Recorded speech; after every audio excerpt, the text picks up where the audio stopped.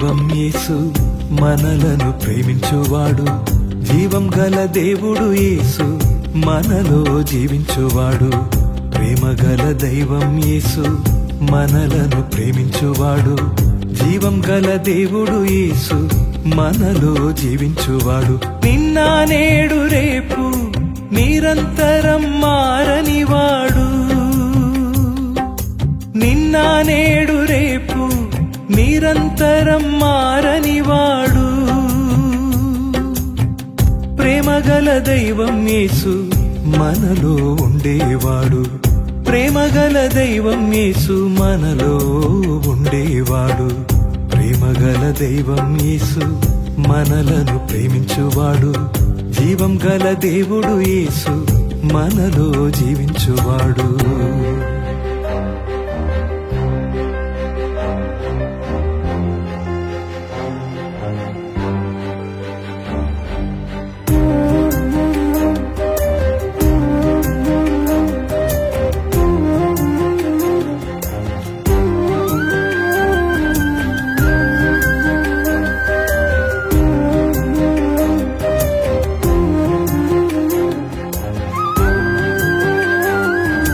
మంచి ముత్యమైన నీవు దొరకదా, ఇక నీటిలో నేను వెదుకుతానా.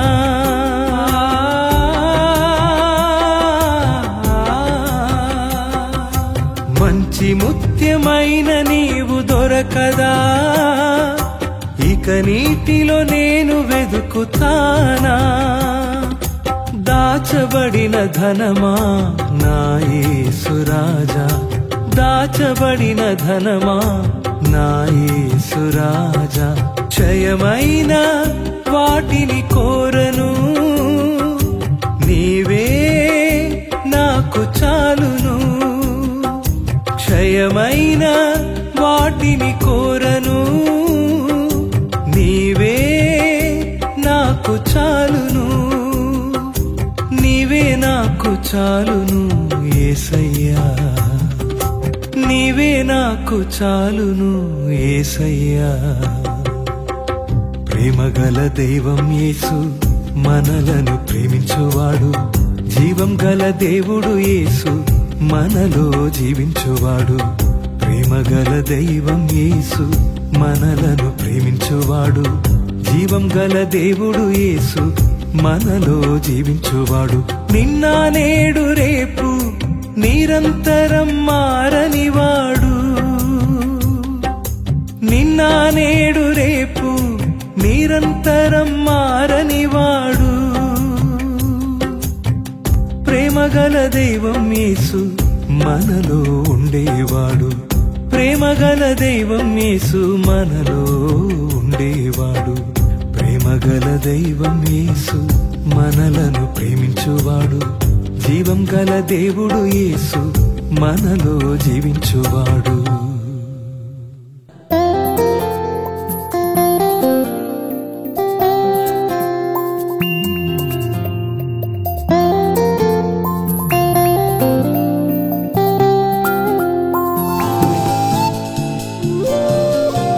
పరిశుద్ధమైన తండ్రి, నీకు వందనాలు ప్రభా. నీ అభిషేకం కొరకు వందనాలు తండ్రి. నీ ప్రసన్నం కొరకు వందనాలు ప్రభా. ఇప్పుడే తాకండి ప్రభా, ఆశీర్వదించమని యేసు నామములో అడిగి వేడుకుంటున్నాము తండ్రి, ఆమెన్.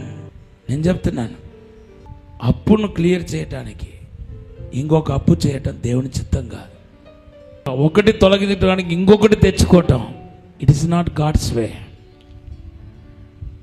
ఒకటి తొలగించుకోవటానికి ఇంకొకటి తెచ్చుకోవటం, లేనిది తెచ్చుకొని ఏడవటం దేవుని చిత్తం కాదు. మార్కు సువార్త 5వ అధ్యాయం 24 నుండి 32 వచనాలు చదివితే, 12 ఏళ్ళుగా there is a lady woman, one who has suffering with 12 long years with overbleeding. She wants to come out of from the overbleeding. She wants healed from the overbleeding. On those days, definitely there is no medicine for that. Even though she spent all her money for healing, but she couldn't get the healing. She lost all her properties. తన ఆ దినాల్లో కుష్ఠరోగానికి కానీ, ఈ యొక్క over bleeding, ఈ రక్తస్రావానికి కానీ medicine లేదు. ఆయన డాక్టర్ల దగ్గరికి తిరుగుతా డబ్బంతా వృధా చేసుకుంటా వచ్చింది. ప్రతి దానికి doctor doctor doctor doctor, tablet tablet tablet. నీకు నిద్ర పట్టకపోతే దేవుడు ఏదో మాట్లాడబోతున్నాడని అర్థం. మోకాల్లో ఉండి ప్రార్థన చేయాలి, అదే కరెక్ట్. పూర్వ దినాల్లో యాన్షియన్ డేస్లో రాజులకు నిద్ర పట్టకపోతేనంట గ్రంథాలు చదువుతారంట. సమస్యలు, ప్రజల సమస్యలు చదువుతూ ఉంటారంట, చదవమంటారంట. బుక్స్ ఉంటాయి ప్రజల సమస్యలు, అవన్నీ చదవమంటా వింటా ఉంటారంట. అట్లా రాయబడితే మొదటి దినవృత్తాంతం, రెండవ దినవృత్తాంతం, అది రాజుల గ్రంథం. అది యాక్చువల్. మనం ఏం చేయాలా? నిద్ర పట్టకపోతే 1-2 టాబ్లెట్ వేసుకొని మత్తుగా పడుకోవటం కాదు.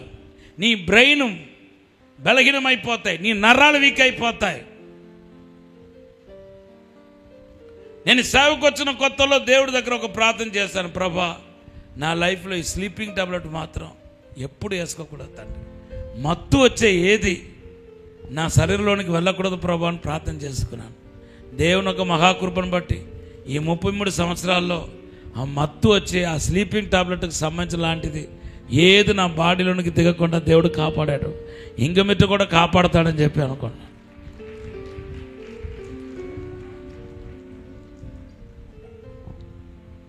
మీకు నిద్ర రాకపోతే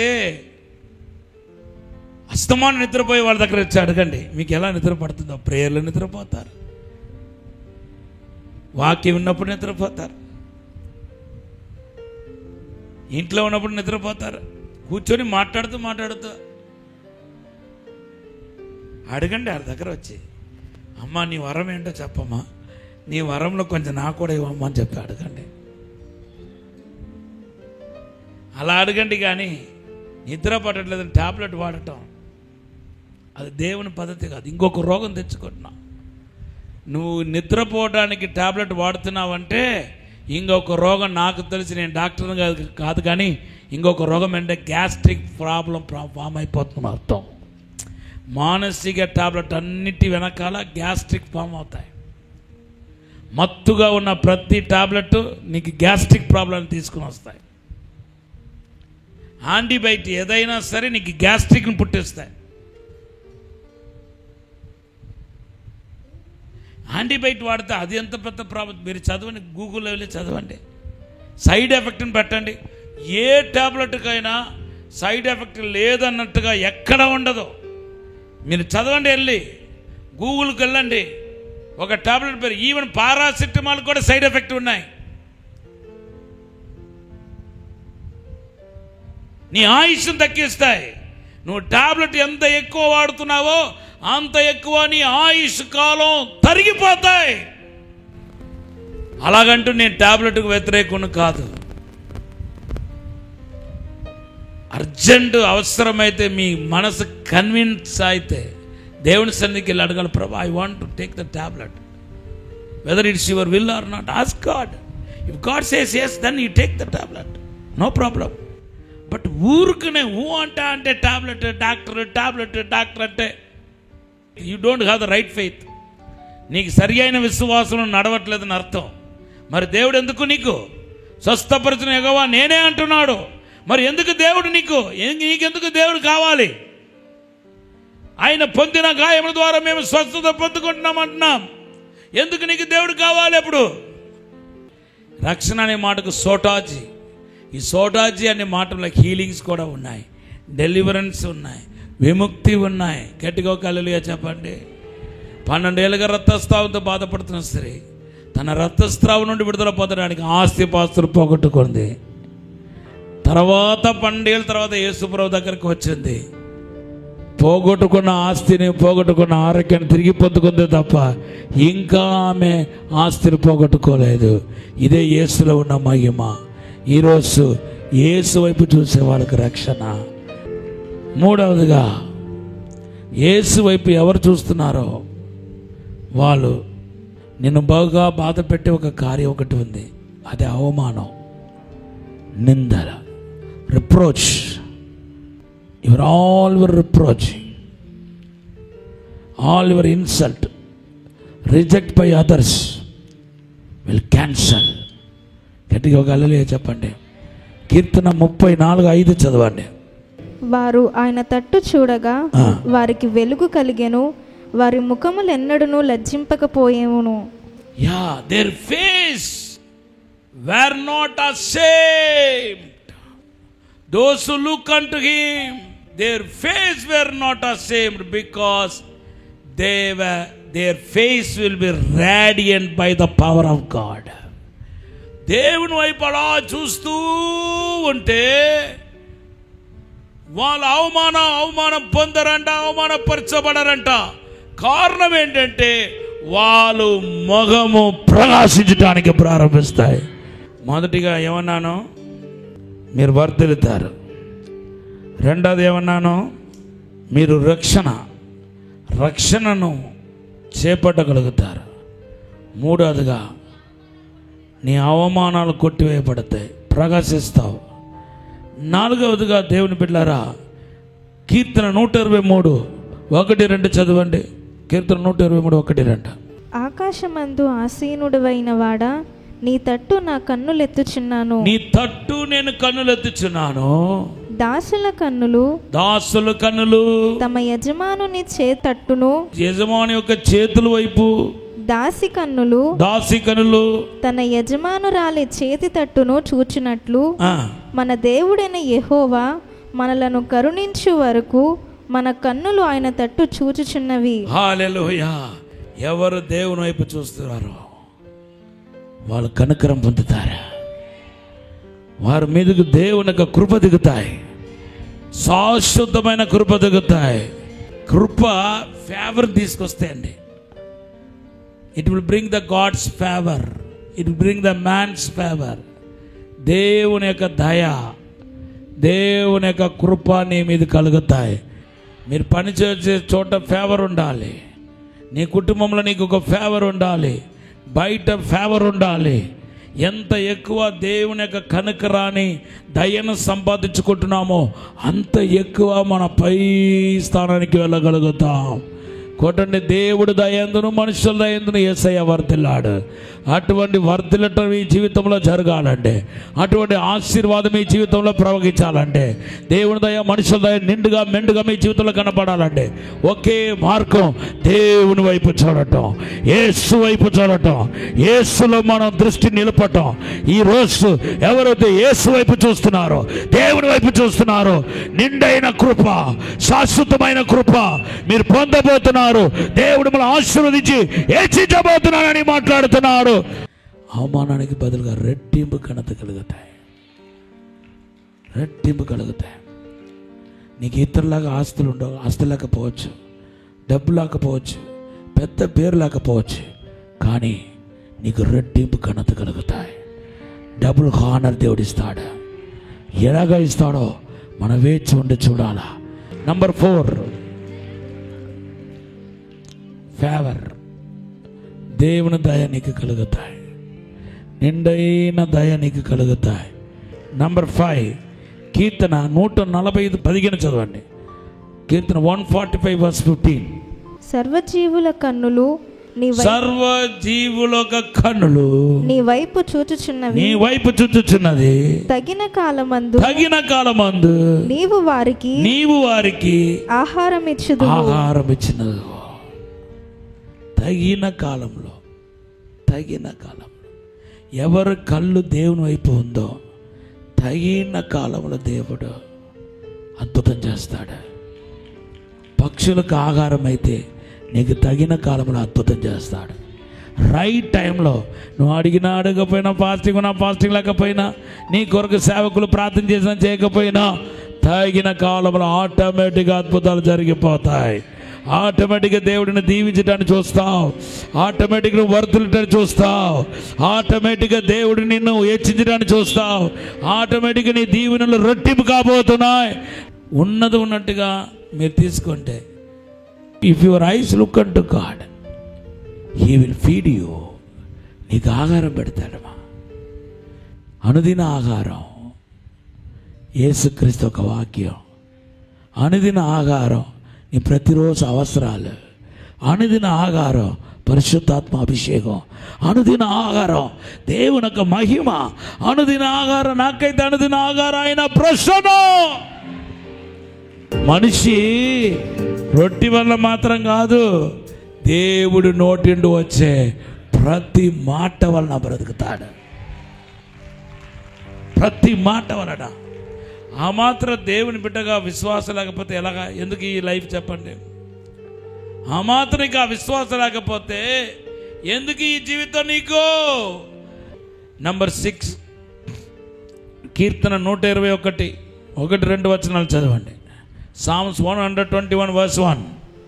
కొండల తట్టు అంటే కొండలనగా దేవుని తట్టు అని చదువు. కొండల తట్టు అనగా దేవుని తట్టు నా కన్నులెత్తుచున్నాను. నాకు సహాయము ఎక్కడి నుండి వచ్చును? యెహోవా వల్లనే నాకు సహాయము కలుగును. Hallelujah. My help comes from the lord.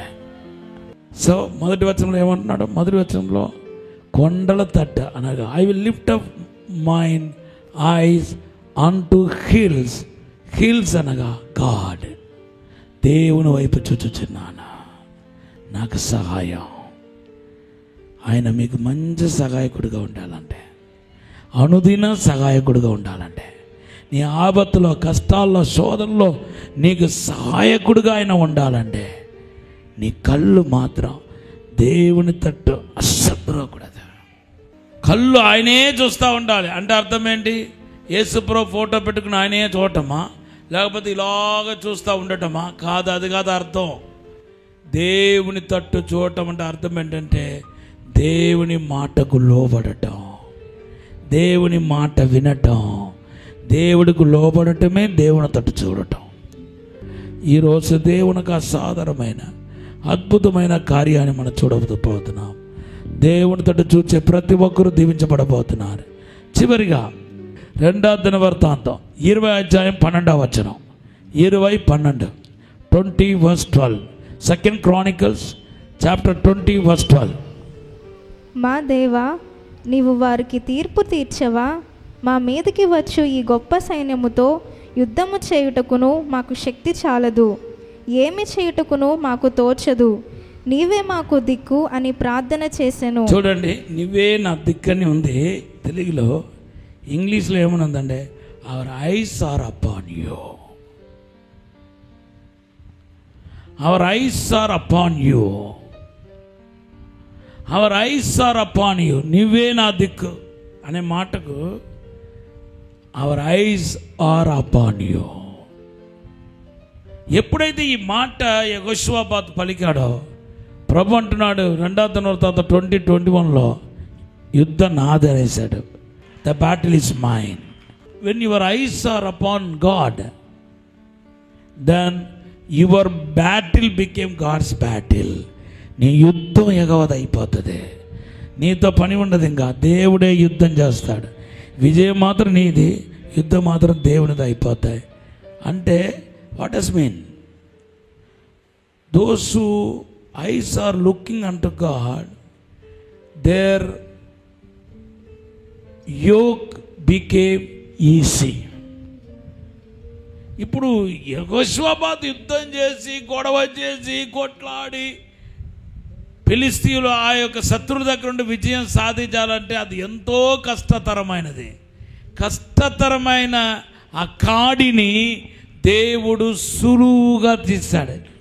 నువ్వు వెళ్ళవయ్యా, ఇంట్లో వెళ్ళి పడుకోవయ్యా, యుద్ధం నాది, నీపో వెళ్ళి పడుకో అని ఆయన పంపించేసి దేవుడే శత్రువుల చెదరగొట్టి విజయం ఇస్తున్నాడు యెహోషువబాత్. యెహోషువబాత్ ఏం చేశాడు? యెహోషువబాత్ ఏం చేశాడు? ఆయన కళ్ళును దేవుని వైపు నిలిపాడు. అదే ఉంది, my eyes are upon you. Our eyes are upon you. మా కళ్ళు నీ వైపే ఉంది యేసయ్యా. దేవా, ఎప్పుడైతే యెహోషువబాత్ అయిన ఇశ్రాయేల్ ప్రజల ఒక కళ్ళు దేవుని వైపు నిలుపబడిందో, ఇప్పుడు బైబిల్ చెప్తుంది, ప్రభు ఏమని డిక్లేర్ చేస్తున్నాడంటే యుద్ధం ఇంక మీదట మీది కాదు. మీ కళ్ళు దేవుని వైపు చూడకుండా ఉన్నంతసేపు నీ ప్రాబ్లం నీదే, నీ పోరాటం నీదే, నీ కష్టాలు నీదే, నువ్వే పడాలా, నువ్వే అనుభవించాలా. అది ఎంత పెద్ద బరువైనా నువ్వే మోయాలా. ఎప్పుడైతే నీ కళ్ళు దేవుని యొక్క కృపను బట్టి, నాలాంటి వాళ్ళు చెప్పే వాక్యాన్ని బట్టి ఇలా తిరిగి దేవుడి వైపు నిలుపబడుతుందో యుద్ధం ఎగవద అయిపోతుంది. అంటే నువ్వు మోయాల్సిన భారం సులువు అయిపోతుంది, నీ కాడి సులువు అయిపోతుంది. నేను యుద్ధం చేయాలంటే ఎన్నో ప్రాణాలు పోతాయి, ఎన్నో గాయాలు కలుగుతాయి. దేవుని బిడ్డలారా, ఎంతోమంది చనిపోతారు. కానీ యెహోవా యుద్ధం చేస్తే నాకు ఏ ఒక్కరికి నా సైడు గాయాలు కలగవు, దెబ్బలు తగలవు. దేవుని బిడ్డలారా, ఏం పోగొట్టుకోమో హ్యాపీగా విజయం పొందగలుగుతాం. ఈ రోజు నుండి నాది కాదు నా పని, నా పిల్లల ఒక వివాహం నాది కాదు, నా యొక్క సమస్యలు తీర్చడం నాది కాదు, అప్పులు తీర్చడం నాది కాదు, నా రోగం నుండి బయటపడటం నాది కాదు, నా పోరాటం నాది కాదు. నీ ఇంకా దేవుడికి అప్పగిస్తున్నాను. దేవుడికి అప్పగిస్తే యుద్ధం యెహోవాది. దేవుడు అద్భుతం చేస్తాడు. Thank you lord. దేవుడు నీకు మేలు చేస్తాడు. అందరు చెప్పండి, యుద్ధం యెహోవాది. నీ యుద్ధం ఎప్పుడు యెహోవాది అవుతాయి చెప్పండి. నీ కళ్ళు దేవుని వైపు మలచబడినప్పుడు. యుద్ధం వైపు ఉంటే, యుద్ధం వైపు, శత్రువుల వైపు, వాళ్ళు ఏం మాట్లాడుకుంటున్నారు, వాళ్ళు ఏం చేస్తున్నారని అటువైపు ఉంటే నీకు యుద్ధం నీదే. నాకు దేవుడు అన్నవాడు ఉన్నాడు, నాకు నేను ఆరాధించే దేవుడు అన్నవాడు ఉన్నాడు. నేను దేవుని బిడ్డను, నా బాధలు ఆయన తీరుస్తాడు. నేను దేవుని వైపు నేను నిలుపుతున్నాను, దేవుని వైపు చూస్తున్నాను అన్నప్పుడు దేవుడు అద్భుతం చేస్తాడు. కెరూబుల్లాగా నీ కళ్ళు దేవుని వైపే చూస్తూ ఉంటే నీ మార్గం అంతట్లోనూ అభివృద్ధి అవుతావు. దేవుడు నా అభివృద్ధి పరుస్తాడు, నిన్ను ఆశీర్వదిస్తాడు. ఏటి పరిస్థితులను సిగ్గుపడనియాడు. ఒకవేళ నువ్వు పొరపాటే చేసి ఉన్నా నీకు క్షమిస్తాడే తప్ప నేను సిగ్గుపడనియ్యాడు. నేను అవమానానికి అప్పగించాడు. నేను ఎప్పటికైనా నీ తల పైకెత్తుతాడు. నేను ఉన్నతంగా దేవుడు ఆశీర్వదిస్తాడు. దేవుని వైపు చూడు బిడ్డ, దేవుని వైపు చూడు. మూడవదిగా రక్షణ కలుగుతాయి. ఎవరైతే దేవుని వైపు చూస్తున్నారో వాళ్ళకి రక్షణ కలుగుతాయి, దేవుడు ఆశీర్వదిస్తాడు. ఎవరైతే దేవుని వైపు చూస్తారో వారికి తగిన కాలంలో తగిన ఆహారాన్ని దేవుడు ఇస్తాడు. ఆహారాన్ని ఇస్తాడు, తగిన కాలంలో స్పందిస్తాడు దేవుడు. దేవుని వైపు చూసే వాళ్ళు సహాయం పొందుతారు. ఐదవదిగా దేవుని వైపు ఎవరైతే చూస్తున్నారో వాళ్ళకు సహాయము, దేవునికి సహాయం కలుగుతాయి. దేవుని వైపు ఎవరు చూస్తారో యుద్ధము వాళ్ళకు బరువు సులువు అవుతాయి, వాళ్ళ కాడి సులువు అవుతాయి. దేవుని వైపు చూసే ప్రతి ఒక్కరు కాడి సులువు అయిపోతాయి. ఏడాదిగా అవమానం, నిందలను కొట్టివేయబడతావు. ఎవరైతే నిన్ను తక్కువ సులకనగా మాట్లాడుతున్నారో వాళ్ళు ఎదుట దేవుడిని ఆశీర్వదిస్తాడు. నువ్వు దేవుని బిడ్డవని రుచి అవుతాయి. నీ దుఃఖ దినాలని సమాప్తమైపోతాయి. పిల్లల విషయంలో కృంగిపోకు, దేవుడిని ఆశీర్వదించబోతున్నా. నీ భవిష్యత్తు విషయంలో కృంగిపోవద్దు. దేవుడిని ఆశీర్వదిస్తాడు, నీకు అద్భుతం చేస్తాడు. Thank you lord.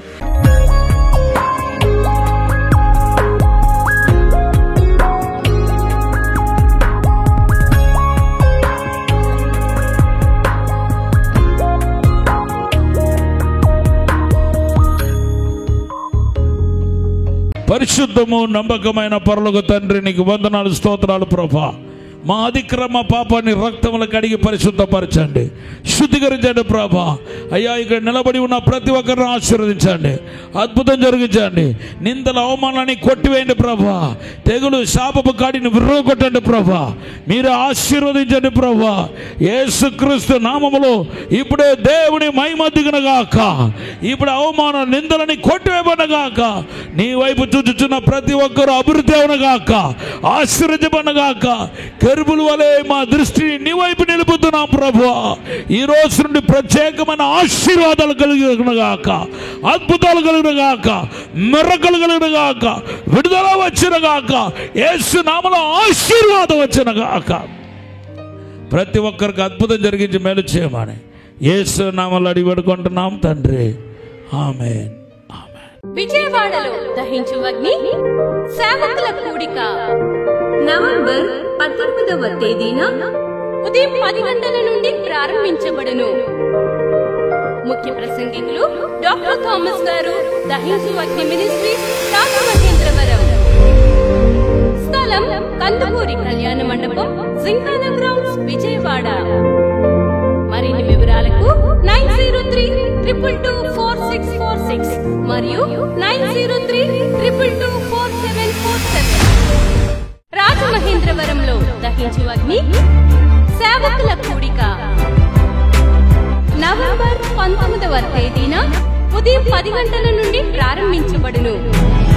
ముఖ్య ప్రసంగికులు డాక్టర్ థామస్ గారు, దహించు అగ్ని మినిస్ట్రీస్, రాజమహేంద్రవరం. స్థలం దహించు అగ్ని ఆడిటోరియం, నటరాజ్ థియేటర్, రాజమహేంద్రవరం. మరిన్ని వివరాలకు 9494940072 మరియు 73. ఇది కుటుంబ ఆశీర్వాద కూడిక. ఇక్కడ మేము మా కుటుంబాలను కట్టుకున్నాం. మరి మీరు? అయితే ప్రతి శుక్రవారం రాజమహేంద్రవరంలో జరిగే ఈ కుటుంబ ఆశీర్వాద కూడికలో పాల్గొనండి. ఈ కూడిక జరుగు స్థలం దహించు అగ్ని ఆడిటోరియం, నటరాజ్ థియేటర్, రాజమహేంద్రవరం. సికింద్రాబాద్ లో దహించు అగ్ని అద్భుత అసాధారణ కూడిక ప్రతి శనివారం సాయంత్రం 5 గంటల నుండి ప్రారంభించబడును. స్థలం SPG church ground, alpha hotel వెనుక, సికింద్రాబాద్.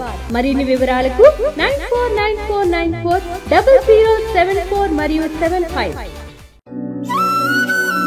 రాజమహేంద్రవరంలో దహించు అగ్ని అభిషేక ఆదివారపు ఆరాధన ఇప్పుడు ప్రతి ఆదివారం ఉదయం 9:30 నుండి ప్రారంభించబడును.